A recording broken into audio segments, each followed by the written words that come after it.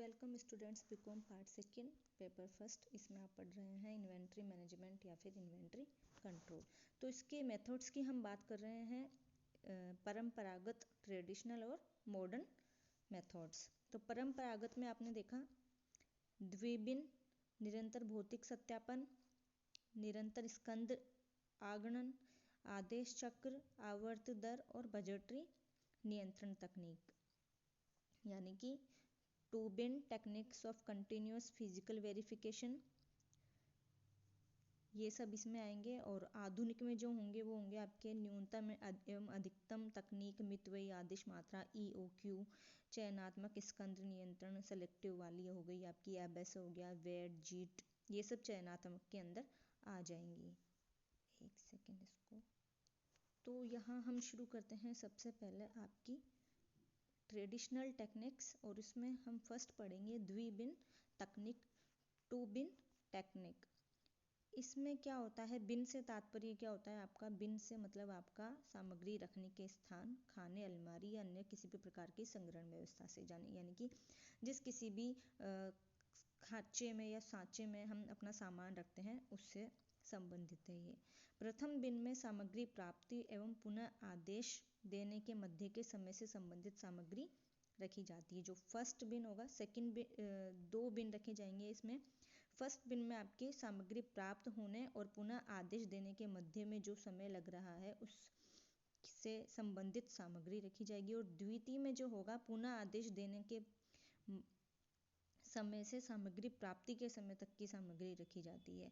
इसको आप ऐसे समझो कि पहले तो आपके पास सामग्री प्राप्त हो चुकी है वो, और आदेश देने की समय, मतलब उन दोनों के बीच में नेक्स्ट आदेश हम कब देंगे तब तक की सप्लाई के लिए हम फर्स्ट बिन में रखेंगे। और फिर दूसरी होगी जो सेकंड हमने आदेश दे दिया उससे, और फिर हमें कब प्राप्त, कितनी, मतलब कितने समय बाद प्राप्त होगी वो सामग्री हम इसमें रखेंगे। और ये देखिए आप, आदेश देने एवं सामग्री प्राप्ति के मध्य के समय को क्या कहा जाता है, लीड टाइम कहा जाता है। यानी कि द्वितीय बिन में जो होगा, लीड टाइम की पूर्ति के लिए सामग्री रखी जाती है। इसको हम ऐसे समझें, फर्स्ट बिन में तो आप जैसे अभी मेरे पास में सामग्री, मेरे को 15 दिन बाद में रीऑर्डर देना है, तो 15 दिन तक का मेरे पास में सामग्री जो होगी वो फर्स्ट बिन में मैं रखूँगी। और उसके बाद 15 दिन बाद जो मैं आदेश दूंगी, और वो मान लो 15वें दिन मैंने आदेश दिया और 20वें दिन मुझे सामग्री प्राप्त हुई, तो 15 से लेके 20 दिन के बीच की जो सामग्री होगी वो मैं सेकेंड बिन में रखूँगी। और ये जो 15 से 20 दिन के बीच का समय होगा, 5 डेज, इसको हम लीड टाइम कहेंगे। और ये जो 5 डेज होंगे, इस लीड टाइम की पूर्ति के लिए सेकेंड बिन में सामग्री रखी जाती है। बहुत ही सिंपल से एग्जाम्पल से मैंने आपको ये समझाया है। इसको हम ऐसे भी मान सकते हैं, जैसे परचूनी की शॉप से मान लो, मैं ही मान लो कि मैं चावल का जो स्टॉक है वो हर 30 दिन बाद, यानी कि हर 1 महीने बाद में मैं ऑर्डर देती हूँ। तो 1 महीने तक की अवधि तक के लिए तो मैं फर्स्ट बिन में रखूँगी, और उसके बाद 30वें दिन पे जब मैं ऑर्डर कर रही हूँ तो मुझे 5 दिन बाद मिल रहा है, तो वो जो 5 दिन बाद का 30वें दिन से लेके 5 तारीख, नेक्स्ट महीने की 5 तारीख तक का जो स्टॉक होगा वो मैं सेकेंड बिन में रखूँगी। इस प्रकार से ये प्रोसेस चलती रहती है। और जो 30वें दिन से लेके अगली 5 तारीख तक का जो समय होगा वो होगा आपका लीड टाइम।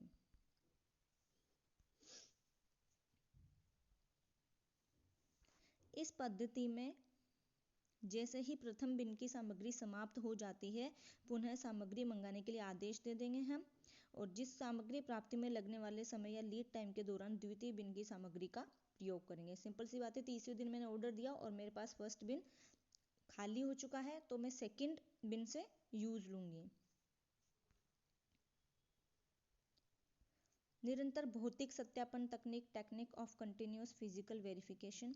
इस विधि के अंतर्गत स्कंद सत्यापन का कार्य आवधिक पीरियडिकल आधार पर न किया जाकर वर्ष पर्यंत निरंतर चलता रहता है। यह कार्य संस्था के लेखा अथवा अंकेक्षण विभाग के स्टाफ द्वारा किया जाता है। इसका लाभ ये होता है कि आवधिक सत्यापन की भांति स्टोर बंद नहीं करना पड़ता और उत्पादन कार्य निर्बाध गति से चलता रहता है। देखिए, इसमें क्या होगा कि आपका जो समय समय पर जो सत्यापन होता है उसकी जगह वर्ष पर्यंत पूरा जो अवधि होगी उस टाइम टू टाइम निरंतर ही सत्यापन का कार्य चलता रहता है। सामान आया, सत्यापन किया, डेली उसकी भौतिक सत्यापन हो गया या कभी कभी रैंडमली हो गया, तो ये कंटिन्यू चलता रहता है। इससे क्या है, अगर किसी दिन हम सत्यापन करते हैं तो उस टाइम पे स्टोर को बंद रखने की नौबत भी नहीं आती और ये इसका कार्य, उत्पादन कार्य भी निर्बाध रूप से चलता रहता है। और सामग्री की मात्रा जब कम शेष होती है तब इसका सत्यापन कर लिया जाता है।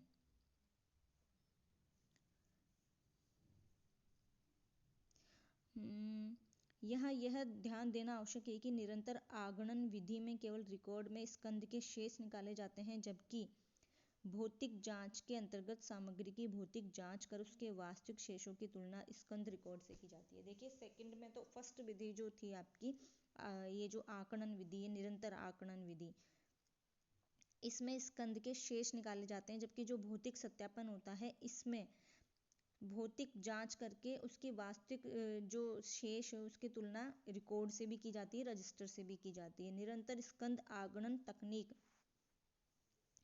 इसमें क्या होगा कि प्रत्येक प्राप्ति तथा प्रत्येक निर्गमन के पश्चात स्कंद रिकॉर्ड के अनुसार सामग्री का शेष निकाला जाता है। ये है, आपने इसको जस्ट इससे पहले हमने पढ़ी है निरंतर भौतिक सत्यापन। भौतिक सत्यापन में तो हम भौतिक जांच करेंगे, जबकि इसमें निर्गमन के पश्चात के स्कंद रिकॉर्ड के अनुसार सामग्री का शेष निकाला जाता है, और ताकि स्कंद की जो स्टॉक की जो इन्वेंट्री की जो जांच है वो कंटिन्यूअस होती रहे और स्टोर को बंद ना करना पड़े। और इसमें क्या करते हैं, बिन कार्ड और स्टोर्स लेजर का प्रयोग किया जाता है। आदेश चक्र तकनीक, इसमें क्या होगा, एक निश्चित समयावधि के पश्चात स्कंद की गणना अथवा समीक्षा के पश्चात ऐच्छिक स्तर पर बनाए रखने के लिए सामग्री का आदेश देने से है। इस प्रकार निश्चित समय अवधि के पश्चात गणना करने का एवं सामग्री के आदेश का चक्र चलता रहता है। आदेश चक्र तकनीक अथवा समीक्षा देने से आदेश चक्र तकनीक में पुनर्आदेश का बिंदु वास्तव में तय नहीं किया जाता, बल्कि स्कंद की गणना या समीक्षा के पश्चात आवश्यकता होने पर आदेश जारी कर दिया जाता है। इसे कुछ विद्वान क्या कहते हैं, सामयिक आदेश पद्धति। अब नेक्स्ट है आपकी use of inventory control ratios. अनुपातों का प्रयोग किया जाता है इसमें, और कौन कौन से अनुपात, inventory turnover ratio, inventory to total cost of production ratio, slow moving stores to total inventory ratio और इन्वेंट्री परफॉर्मेंस इंडेक्स। तो ये जो इन्वेंट्री टर्नओवर रेशियो है, इसको हम जहाँ तक है पहले भी पढ़ चुके हैं, यहाँ हम देख लेते हैं। ये होगा आपका cost of material consumed divided by cost of average stock held during the period. और इन्वेंट्री टर्नओवर इन डेज को और भी सूत्र हो सकता है इसका, जैसे कि डेज ड्यूरिंग द पीरियड और इन्वेंट्री टर्नओवर रेशियो, या फिर days during the period divided by cost of material consumed and then cost of average stock held during the period. ये इसका फॉर्मूला होगा। और इसको हम अगर गणितीय सूत्र में लिखेंगे तो ये जो देखिए यहाँ इसको मुझे समझाने की आवश्यकता नहीं है वैसे तो, लेकिन फिर भी इसको मैं गणितीय सूत्र में समझाऊं तो यहाँ नीचे 1 लग जाएगा, देन ये और ये मल्टीप्लाई हो जाएंगे, then divided by cost of material consumed ये हो जाएगा। यहाँ अगले पार्ट में यही समझाया गया है। स्कंद निष्पादन सूचकांक से अभिप्राय वास्तविक स्कंद आवर्त अनुपात के प्रमापित स्कंद आवर्त अनुपात के अनुपात से है। यह साधारण तथा प्रतिशत में प्रयुक्त किया जाता है। नेक्स्ट हम बात करेंगे मॉडर्न टेक्निक्स की, न्यूनतम तथा अधिकतम तकनीक। स्कंद नियंत्रण की यह सबसे पुरानी तकनीक है। इसमें स्कंद की प्रत्येक मद हेतु एक अधिकतम एवं न्यूनतम स्तर निर्धारित कर दिया जाएगा, जिसमें अधिकतम स्कंद का निर्धारण आवश्यकता की तीव्रता के आधार पर किया जाता है और न्यूनतम की उस स्तर पर निर्धारित किया जाता है जिस पर सामग्री क्रय आदेश देने पर आदेश अवधि में उत्पादन रुकने की संभावना नहीं होती है। इस तकनीक के पश्चात स्कंद के न्यूनतम स्तर पर सामग्री का क्रय आदेश दे दिया जाता है और सामग्री के प्राप्त होने के पश्चात सामग्री का अधिकतम स्तर हमें प्राप्त हो जाता है।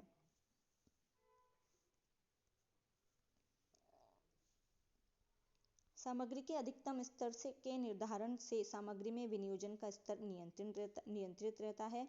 अब बात करते हैं हम इकोनॉमिक ऑर्डर क्वांटिटी की। मितव्ययी आदेश मात्रा क्या होगी? संस्था में कच्चा माल समाप्त होने पर नए माल के लिए दिए जाने वाला जो सर्वोत्तम आदेश आकार होगा वो आर्थिक आदेश मात्रा के नाम से जाना जाता है।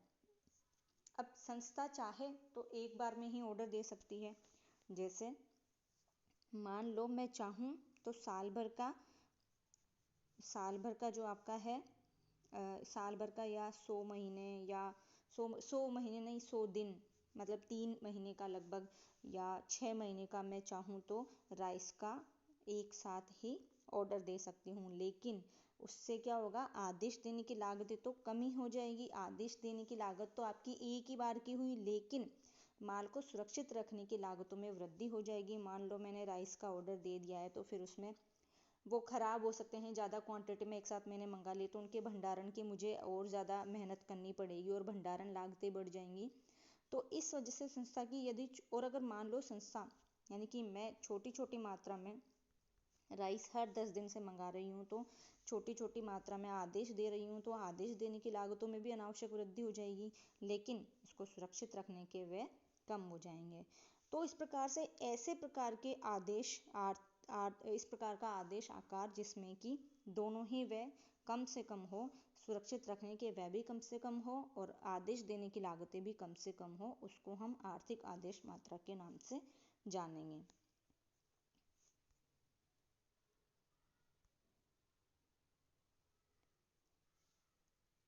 संस्था को बड़ी मात्रा में अगर माल क्रय करती है तो उसके लाभ प्राप्त होते हैं, जैसे कि बट्टा भी मिलता है। तो इस प्रकार स्पष्ट है कि आदेश लागत ऑर्डरिंग कॉस्ट तथा माल को सुरक्षित रखने के व्यय में विपरीत संबंध होता है। मितव्ययी आदेश मात्रा का निर्धारण करते समय हम इन दोनों बिंदुओं में संतुलन स्थापित करने की ध्यान रखेंगे। यही मैंने अभी बोला है आपको कि दोनों कम से कम दोनों ही लागतें कम से कम आए, उस पॉइंट पर हमें सर्वोत्तम आदेश आकार मिल जाएगा। जैसे इसने EOQ को रेखा चित्र के माध्यम से पिछले इस पेज पर समझाया है। एक तो ब्रश इरिटेट करती है।